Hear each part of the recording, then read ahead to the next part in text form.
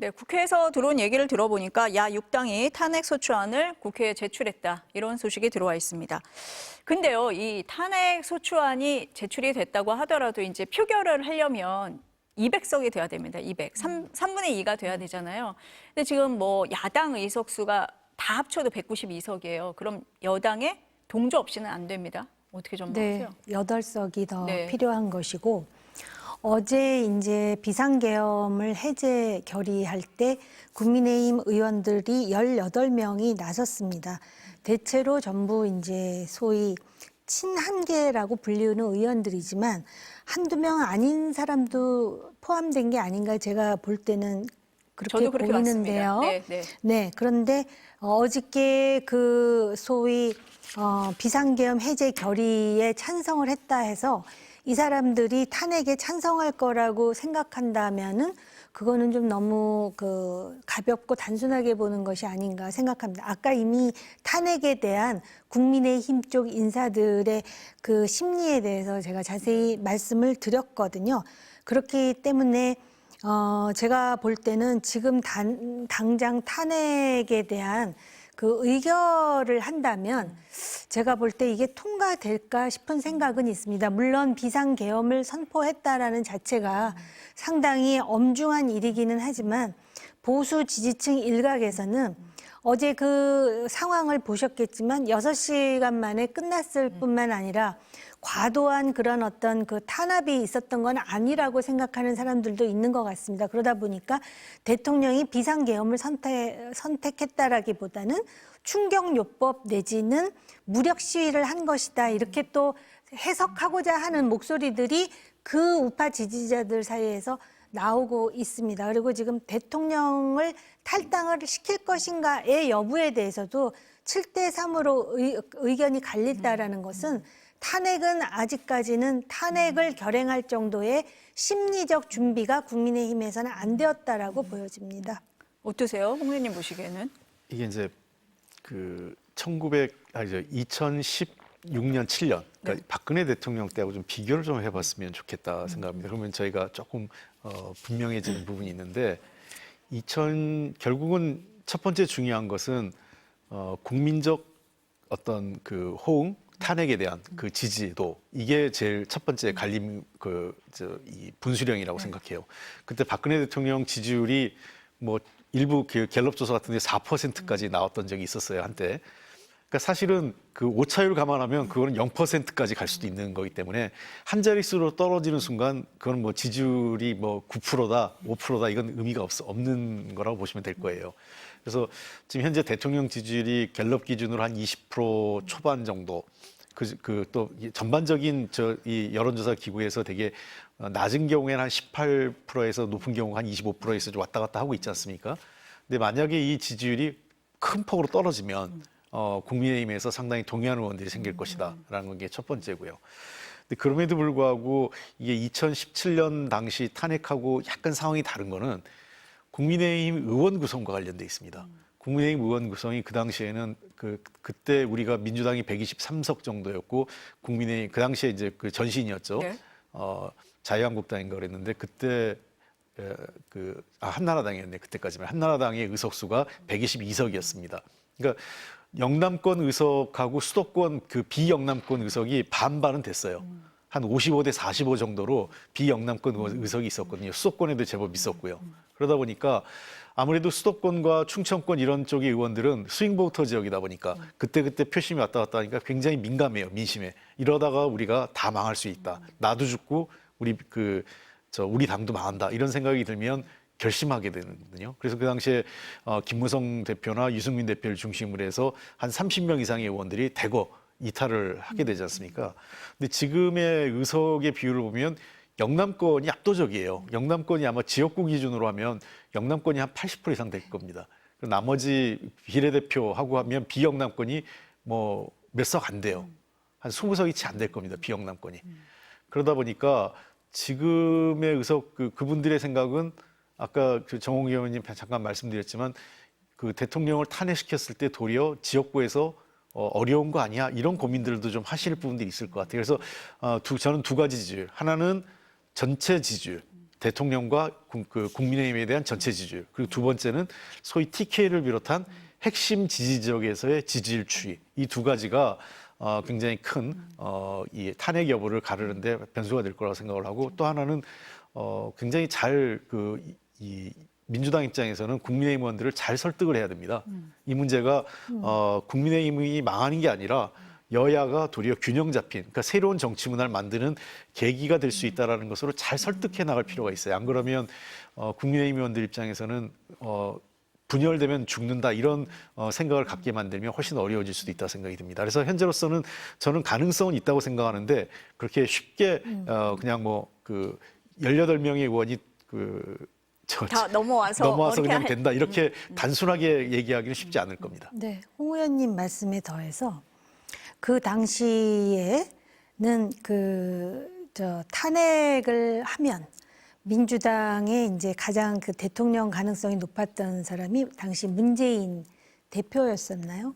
그런데 문재인 대표의 경우에는 그 당시 지지자들 사이에서는 뭐 고구마라는 별명까지 얻을 정도로 좋게 보면 되게 신중한 거고, 지지자들 입장에서는 답답했지만 중도 무당층, 심지어는 보수 쪽 인사들이 볼 때도 나름대로 이렇게 그 도덕적으로나 크게 하자가 없다라는 인식을 했던 측면이 있어요.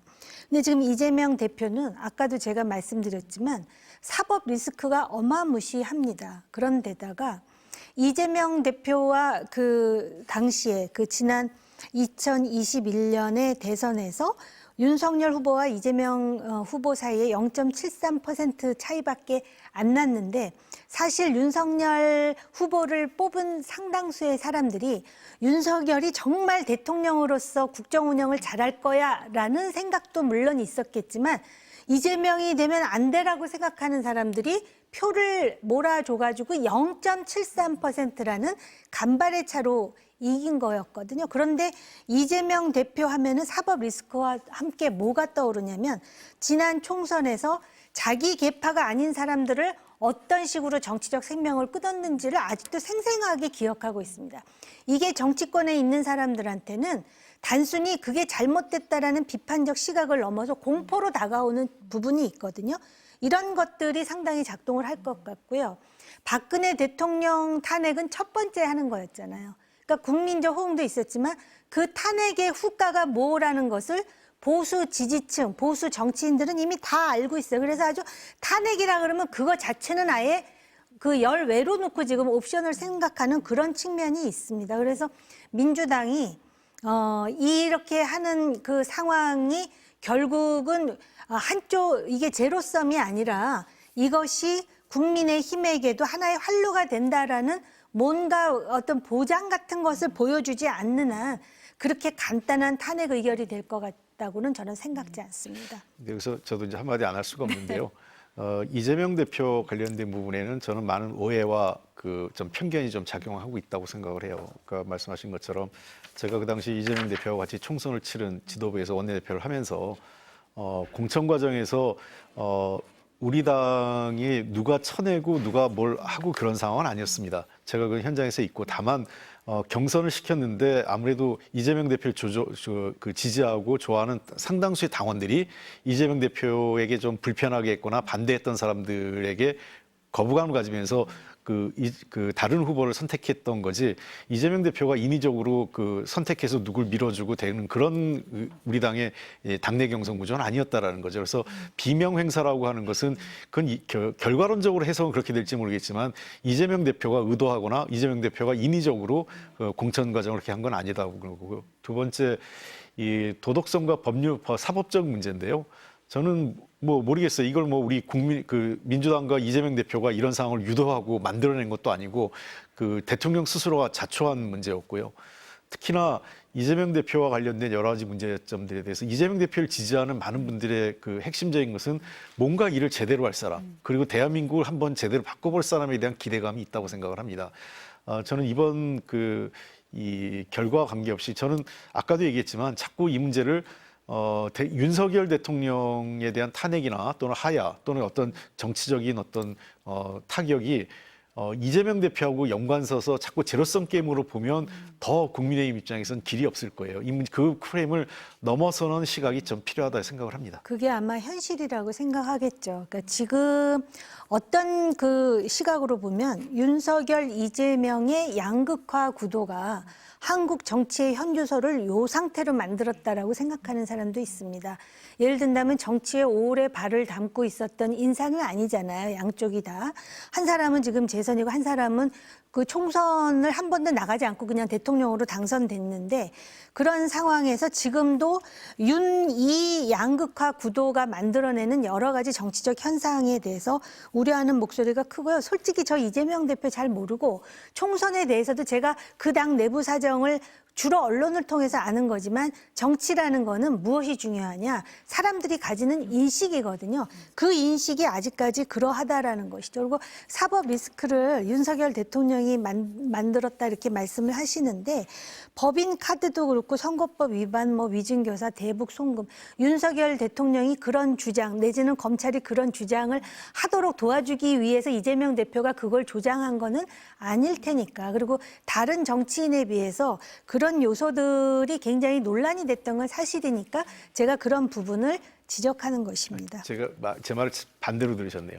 그러니까 사법 리스크가 뭐 그런 얘기를 하는 게 아니라 이번 윤석열 대통령의 탄핵이 결국 이재명 대표의 사법 리스크를 무마하는 데 도움이 되지 않겠냐라고 하는데 윤석열 대통령의 탄핵이 될 만한 상황을 만든 거는 민주당과 이재명 대표가 한 게 아니라는 거예요. 본인이 자초한 그렇죠. 일이다라고 윤석열 말씀을 대통령 하시는 본인이 거다. 자초한 네. 거고 그래서 결국은 저는 결국 국민을 이기는 권력이 없고 그 대통령이나 그런 문제는 결국 국민의 선택이기 때문에 우리가 가지고 있는 모든 것들을 서로 감안해서 국민들께서 합리적이고 현명한 누가 대한민국의 미래를 끌고 나갈 사람인지를 선택하실 거라고 봅니다. 네, 그 말씀이 맞고요. 저도 그 말씀을 드리는 거고요. 단지 이제 탄핵의 과정에서 그런 것들을 생각한다라는 것이죠. 왜냐하면 사람들은 과거에 있었던 일에 대해서 뭔가 교훈을 얻고자 하거든요. 그리고 그 후과가 무시무시했다 그러면은 그거를 되풀이 안 하려고 하는 속성이 있지 않겠습니까? 그런 차원에서 이재명이라는 변수도 빠지지 않는다라는 말씀을 드리는 겁니다. 네, 아마 보수 지지자들에게는 이제 그런 고민을 그렇습니다. 하겠지만 우리 뭐 민주당 쪽에서는 저는 그런 건 큰 문제가 안 되니까요. 예. 근데 대통령실에서 지금 실장과 수석들이 다 사의를 표명한 상태잖아요. 그러면은 이 국정 운영이 가능하겠느냐, 뭐 탄핵과는 별개로 어떻게 보세요? 제가 볼 때는 일단 사의를 표명을 했으나 이제 사의를 수용하느냐의 여부가 남아 있는 것이고요. 아마 이제 강요와 같은 경우는 그 다음에 또 새로운 인사를 뽑게 될 경우에 뭐 인사청문회라든지 여러 가지로 굉장히 복잡할 것 같습니다. 그런데 당장 지금 그거보다도 더 복잡한 것은 지금 비상계엄을 지금 이제 해제를 했으나 대통령과 관련해서 이 압박은 본인이 기대했던 이 반대로 지금 흘러간 것 아니겠습니까? 그래서 그 해법을 찾기에 골몰하는 것 같고요. 아마 이 강요와 관련해서는 사의를 모두 표명했지만 반려할 가능성도 저는 있다라고 보여집니다. 왜냐하면 제일 처음에 사의 표명한 사람이 경제부총리였거든요. 근데 저는 오히려 경제부총리야말로 물론 책임을 통감하는 건 맞지만 범상치 않은 이 경제 시국과 관련해서 좀 무책임한 게 아닌가라는 오히려 비판을 받을 수도 있습니다. 그래서 그런 상황에서 일단 모두 총사퇴하는 것은 맞고요. 그러나 이제 그거를 어떻게 수습하고 받아들이고 또 총사퇴를 반려하느냐. 이거는 이제 대통령의 그 향후의 행보와 관련이 있죠. 그래서 지금 현재 갖고 있는 회의 있잖아요. 네. 하고 있는 이 회의의 결과물을 주시하는 이유 중에 하나입니다. 지금 이제 내각 총사퇴 그리고 네. 이제 대통령실 뭐 실장과 수석급들 뭐 전부 사의 표명 지금 이렇게 나오고 아직 뭐 내각은 총사퇴 입장을 네. 표명하지 않고 당이 요구한 거죠. 물론 이제 만약에 한다 하더라도 수용한다 하더라도 그걸 일시에 다 바꾸지 않습니다. 왜냐하면 그 장관 같은 경우는 바뀌는데 상당한 시간이 걸리죠. 인사청문회도 해야 되고 그 후임자 올 때까지는 그 직을 유지하고 뭐 이런 상황이 되고 대통령실 같은 경우도 비슷한 상황으로 가겠죠. 그래서 뭐 업무 공백이 생기지 않겠는데 문제는 이제 이게 과연 이걸로 수습이 될 거냐 하는 거예요.